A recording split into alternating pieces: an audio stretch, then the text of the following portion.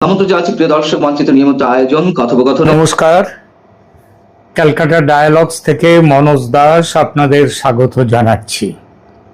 কবি নজরুলের গাওয়া গানটি আপনারা শুনলেন আমাদের মুখ্যমন্ত্রী, এই রাজ্যের মুখ্যমন্ত্রী মমতা বন্দ্যোপাধ্যায়ের কণ্ঠে। গানটি আমার যাওয়ার সময় হলো।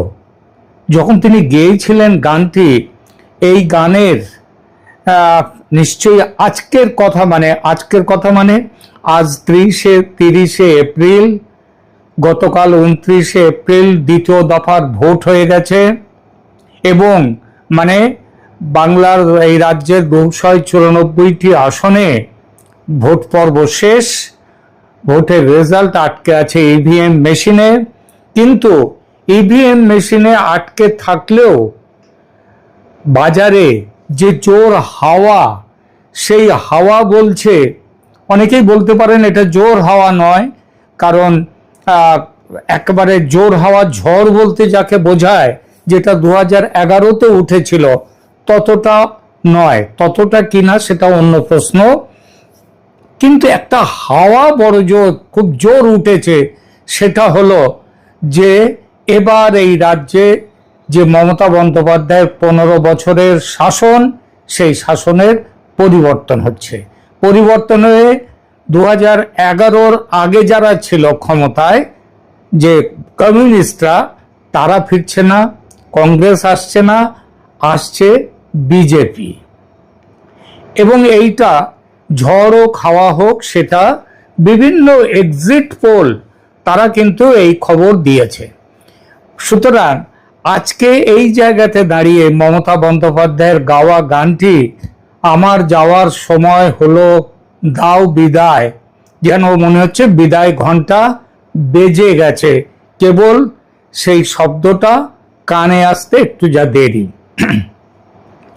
তো বাংলার রাজনীতিতে এই গানটি যখন খোদ প্রশাসনিক প্রধানের গলায় একটা অন্য অর্থ নিয়ে দেখা দেয়, আর দেখা দেয় 26-এর ভোটে গদি উল্টে যাওয়ার প্রবল সম্ভাবনার মুখে, তখন সাধারণ মানুষের মনে প্রশ্ন জাগে, এটা বোধহয় নিছকই গান নয়, এটা নিয়তি, কোনো আসন্ন পরিবর্তনের অমোঘ ইঙ্গিত।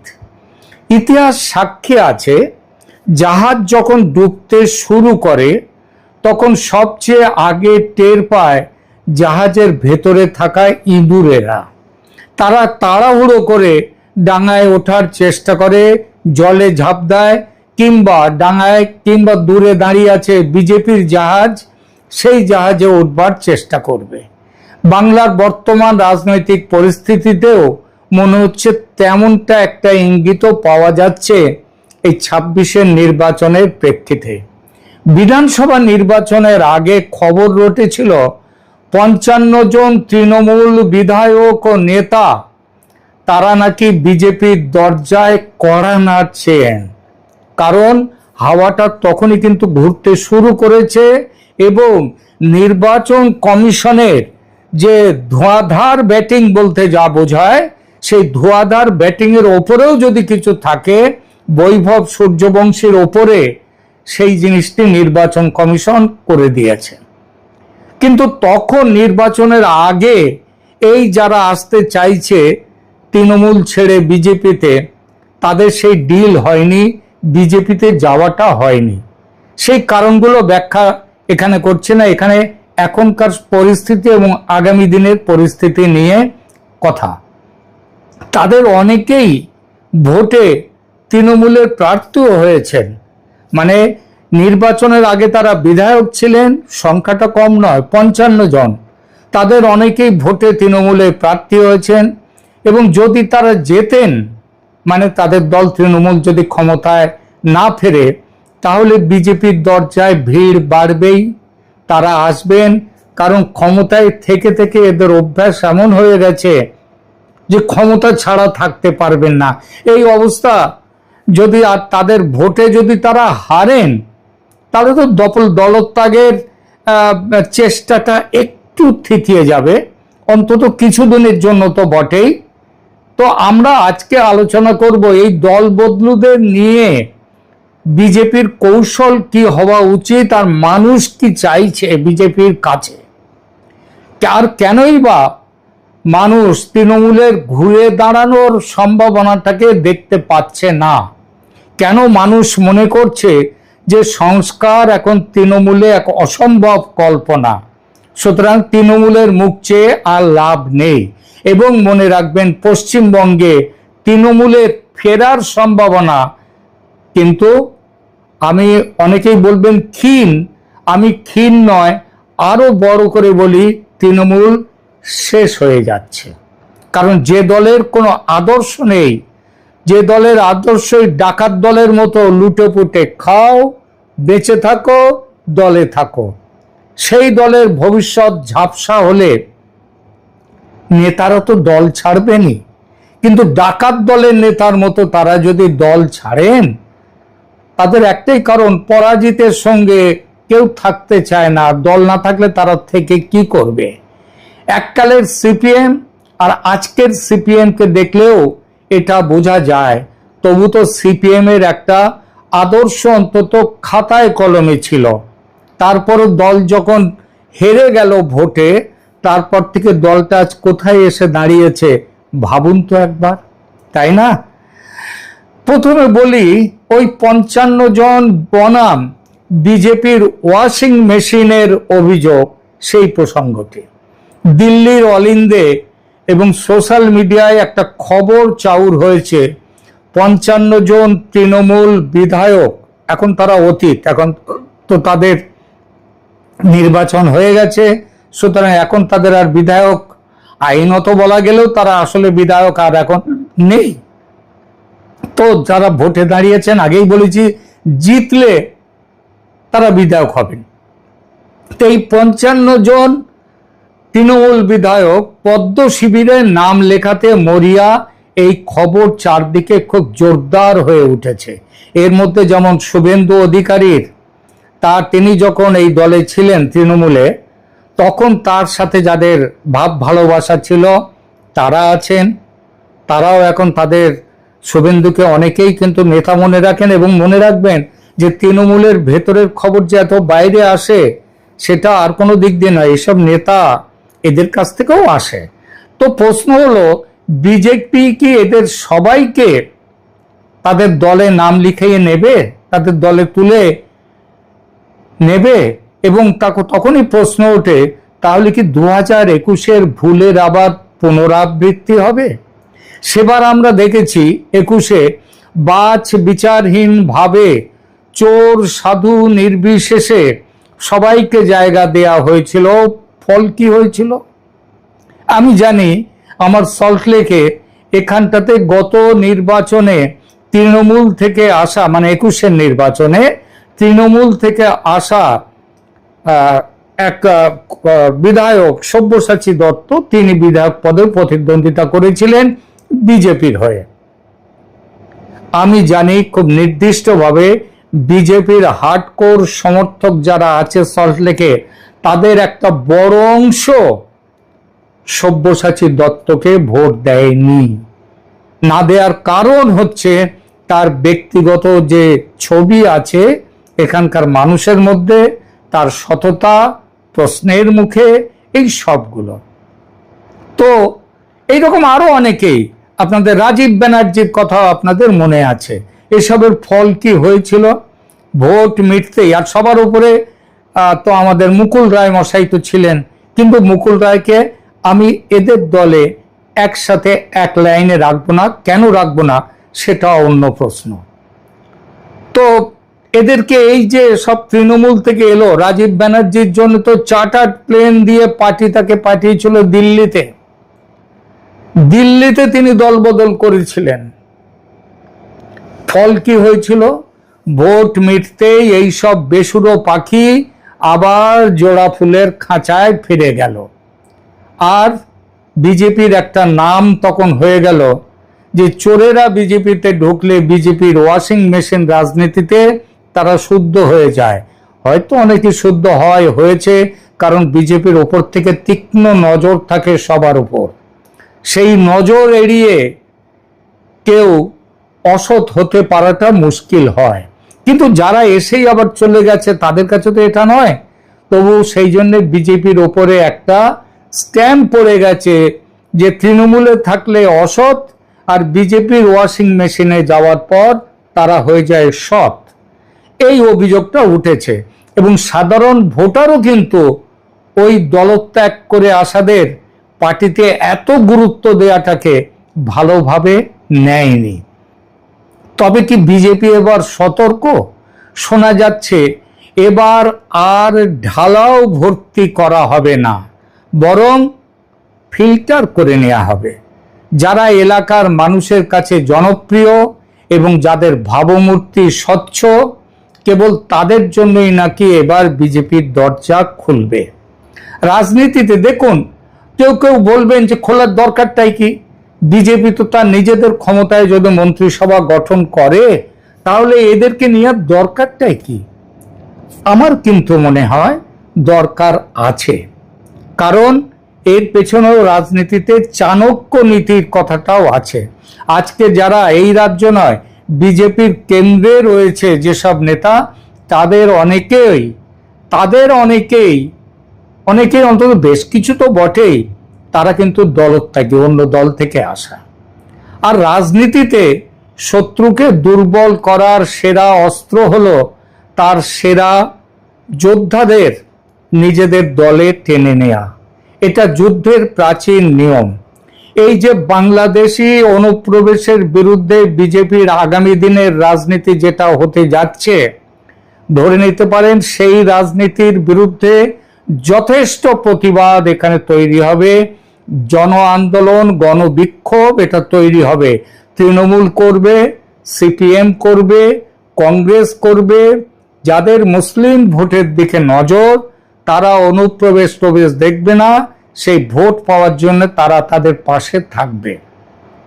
সুতরাং যদি তৃণমূল কংগ্রেসের বেশ কিছু নেতাকে, যাদের অন্তত জনভিত্তি আছে, গণভিত্তি আছে, তাদেরকে বিজেপিতে টেনে নিলে সেই দিনগুলোতে কিন্তু লড়াইটা, মানে বিজেপির বিরুদ্ধে বিক্ষোভটা সেভাবে তৈরি হতে পারবে না, সেটা দুর্বল হয়ে যাবে। সুতরাং এই যে তৃণমূল কংগ্রেসের কিছু মানুষ, যাদের ক্ষমতা আছে, জনভিত্তি আছে, যাদের স্বচ্ছতা আছে, তাদের নিজেদের দলে টেনে নেওয়াটা যুদ্ধের প্রাচীন নিয়ম। কিন্তু এখানে আরেকটা প্রশ্ন ওঠে, সেই যোদ্ধা যদি ট্রোজান হর্স হয়, অর্থাৎ ভেতর থেকে আপনার দলটাই যদি ভেঙে দেয়, যেমনটি হয়েছিল 2021-এ, বিজেপিকে এই উত্তরটা খুঁজতে হবে। এরপরে দু কথা বলি, কেউ কেউ বলতেই পারেন এবার ধাক্কা খাওয়ার পর তৃণমূল কংগ্রেস তাদের মধ্যে একটা শুদ্ধি অভিযান করবে। আবার কেউ কেউ সেই বিষয়টা নিয়ে পরে আসছে।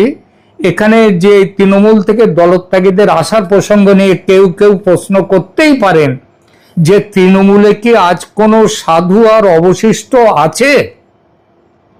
তৃণমূল এমন একটা দল যে দলে কোনো সাধু থাকতে পারে না, এটা তো বলাই হয় ওটা চোরের দল। সুতরাং কেউ যদি বলেন তৃণমূলে আবার সৎ নেতা কথা কোথায়, তাহলে খুব একটা ভুল যে বলবেন তা নয়, কিন্তু ভুল আছে। কারণ ঢালাওভাবে সবাইকে এক সারিতে দাঁড় করানো বোধহয় কোনো ক্ষেত্রেই ঠিক নয়, কোনো দলেই। এমনকি বিজেপি তো যেমন সবাই চোর হয় না, তেমন সবাই সাধুও হয় না। একটা কথা আছে যে কে কতটা চোর বা সাধু সেটা বোঝা যায় যখন ক্ষমতায় বসে। সেটা কমিউনিস্টদের দেখেও মানুষ বুঝেছিল। কারণ একটা কথা আছে, প্রত্যেকটা মানুষের একটা বিক্রয় মূল্য আছে। কেউ 5 টাকায় বিক্রি হয়, কেউ 500, কেউ 5000, 5 লাখ, 5 কোটি, এক একজনের বিক্রয় মূল্য আলাদা। কিন্তু সাথে সাথে এটাও বলতে হয় তার ঊর্ধ্বে কি কেউ নেই? নিশ্চয়ই আছেন। আদর্শহীন এই পৃথিবীতে আদর্শ নিয়ে বেঁচে থাকার মানুষও আছে, তবে তারা খুব কম। তৃণমূলেও তাই এই ধরনের মানুষ যে একেবারে নেই বা কোনোদিন ছিল না তা কিন্তু নয়। আমরা বর্তমানে সুব্রত বক্সির মতো নেতাদের দেখছি যারা নিঃশব্দে সংগঠন সামলান এবং যার বিরুদ্ধে, সুব্রত বক্সির বিরুদ্ধে আজ অবধি কোনো রকম কেলেঙ্কারি, ঘুষ কেলেঙ্কারির দায় তার মাথায় কেউ চাপাননি। অত্যন্ত সংযত বাক, স্বল্প বাক এই মানুষটির সংগঠন অন্তঃপ্রাণ। আমরা পঙ্কজ ব্যানার্জির মতো মার্জিত বিরোধী দলনেতাকেও দেখেছি। আজও কি এমন কেউ নেই? আপনারা পঙ্কজ ব্যানার্জি সম্পর্কে কে কতটা জানেন আমি জানি না, কিন্তু আমি নিজে পঙ্কজ ব্যানার্জির তার অসাধারণ, তার যে রাজনীতিগত জ্ঞান, সংসদীয় জ্ঞান দুর্দান্ত ছিল।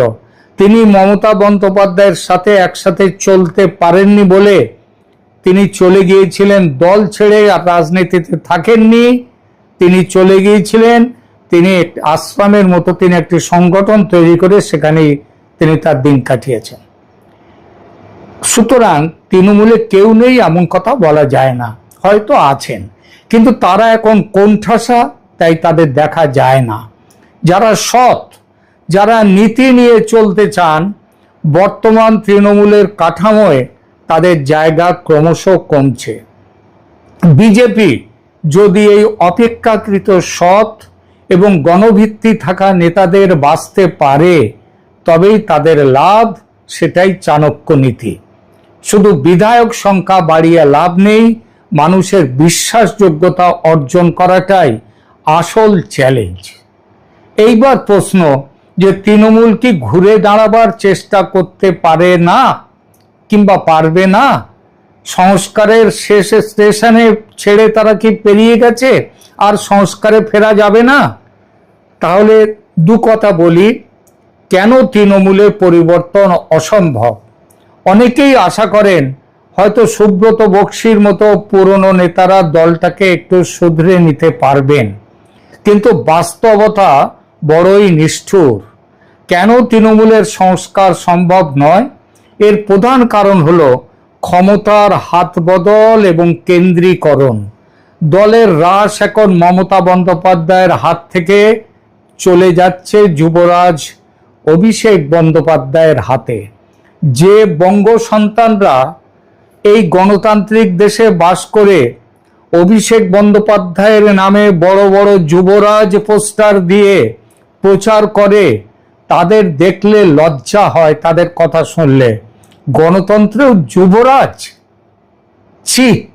কিন্তু মমতা বন্দ্যোপাধ্যায় যদি একবার তিনি নির্দেশ দিতেন, তিনি তো খুব বড় বড় গণতন্ত্রের কথা বলতেন, ক্ষমতায় বসে নয়, তিনি ক্ষমতা যখন বসেন তখন সব আঁকড়ে রেখে দেন, কিন্তু মাঝে মাঝে তিনি পাবলিক খাওয়ানোর জন্যে নানা রকম কথা বলেন। তা তিনি যদি বলতেন, একবার নির্দেশ দিতেন অভিষেকের নামের আগে যুবরাজ কথাটা ব্যবহার করো না, তাহলে পশ্চিমবাংলায় কারোর সাহস হতো না যুবরাজ বলে পোস্টার দিতে। সুতরাং এই দলটা হয়ে গেছে এখন পারিবারিক দল, রাজতান্ত্রিক দল। রানী মমতা, তারপরে তার ছেলে হন আর ভ্রাতুষ্পুত্র যাই হন না কেন, তিনি অভিষেক বন্দ্যোপাধ্যায়, তিনি দলের নেতা। এটা এখন আর কেবল রাজনৈতিক দলটাই নেই, এটা একটা ব্যক্তিগত পারিবারিক সংস্থার মতো চলছে এবং কর্পোরেট সংস্থাকে ভাড়া করে চলছে, যেখানে আবেগের চেয়ে ডেটা আর পেশাদারি পরামর্শদাতাদের গুরুত্ব বেশি। পুরনো স্কুল বা ওল্ড গার্ড নেতাদের ভাবনার কোনো প্রতিফলন আজ সেখানে নেই। আর মমতা বন্দ্যোপাধ্যায় নিজে যেখানে ক্ষমতার কেন্দ্রে থাকতে ভালোবাসেন, যে কোনো পদ্ধতিতে তা সে যেভাবেই হোক, যতটা শয়তানি করে হোক না কেন, যিনি ক্ষমতা আঁকড়ে রাখতে ভালোবাসেন, সেখানে সংস্কার মানেই হলো নিজের কর্তৃত্বকে চ্যালেঞ্জ হতে দেয়া। যে দলে তিনিই সব, সেখানে সংস্কারের কোনো জানলা খোলা থাকে না। ফলে সুব্রত বক্সিরা তারা আজ দলের অলংকার মাত্র, সিদ্ধান্ত নেয়ার ক্ষমতা তাদের হাতে নেই। 2026-এর নীল নকশা তাহলে কি হতে চলেছে? 2026-এর বিধানসভা নির্বাচন হয়ে গেছে, ফলাফল ইভিএম এ বন্দি, জানা যাবে 4 মে। তবে ওই যে বললাম, হাওয়ায় স্পষ্ট সংকেত বিজেপি আসছে। সে হাওয়া কারোর কাছে একটু হাওয়া বলে মনে হচ্ছে, কারোর কাছে প্রবল হাওয়া বা ঝড় বলেও মনে হচ্ছে। সুতরাং বিজেপি আসছে, এটা ধরে নেওয়া বোধহয় যায়, এবং সে আশাটা হবে স্পষ্ট বহুমত নিয়ে। ওই কারোর কাছ থেকে ধার করে সমর্থন নিয়ে সরকার চালাতে হবে না। আর তাই আজ শাসক তৃণমূলের অন্দরে অস্থিরতা, অন্যদিকে বিজেপির সামনে, বিজেপির দরজায় কড়া নাড়া শুরু হয়ে গেছে। আর এই কড়া নাড়ার এই মধ্যেই বিজেপির সামনে এসছে পুরনো ভুল শুধরে নেয়ার সুযোগ। 2021-এ যে ভুল করেছিল সেই ভুলটা শুধরে নেওয়ার সুযোগ।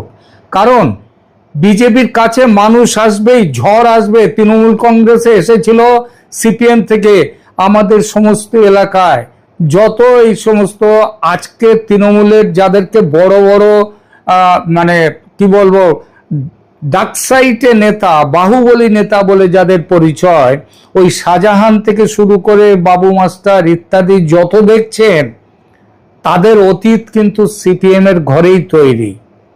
তারা সিপিএম থেকে দলত্যাগ করেছে, তো এরা আসবে, বিজেপিতে আসার চেষ্টা করবে। তারা দেখছে, কারণ তৃণমূলের সাধারণ কর্মীরা দিশেহারা হতে শুরু করেছে, আর নেতারা তো আরো বেশি দিশেহারা।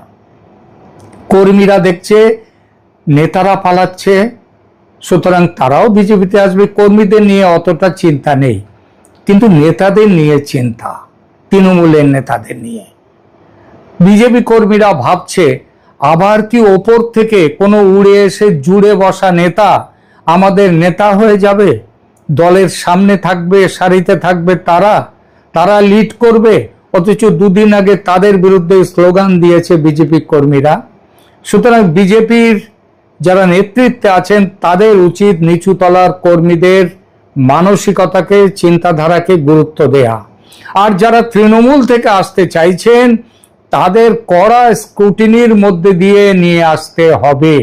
মনে রাখবেন, কেবল ক্ষমতা পাওয়ার জন্য যারা আসে, ক্ষমতা চলে গেলে তারা আবার সবার আগেই পালাবে। 2021-এ তো সেটাই দেখেছেন, তাই নয়? সিদ্ধান্ত তাহলে কার হাতে? শেষে সেই যে গানটি দিয়ে শুরু করেছিলাম, সেই গানের কথায় ফিরে আসি। মমতার গানটি নিশ্চিতভাবেই সুরে বাঁধা নয়, রীতিমতো বেসুরে, এবং এটা নিয়ে অনেক রকম ফানি ভিডিও, মজার ভিডিও তৈরি হয়েছে। কিন্তু এই গানটিতে রাজনীতির সুরটা কিন্তু বুঝে নেওয়া দরকার। পশ্চিমবঙ্গ এক সন্ধিক্ষণে দাঁড়িয়ে গেছে। একদল পালাচ্ছে বাঁচার তাগিদে, বিজেপিতে আসার চেষ্টা করছে ক্ষমতার লোভে, এমনকি নিজে এবং নিজের ভাইপোকে বাঁচাতে, নিজের কাছের লোকদের বাঁচাতে।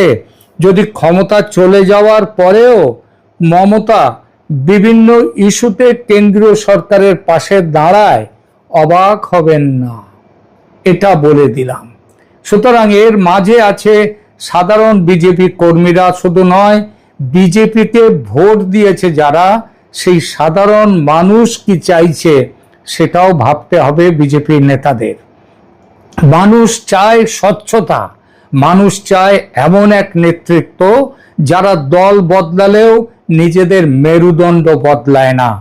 তৃণমূলের সংস্কারের আশা হয়তো বাতুলতা, কিন্তু বিজেপির সতর্ক হওয়ার সুযোগ এখনো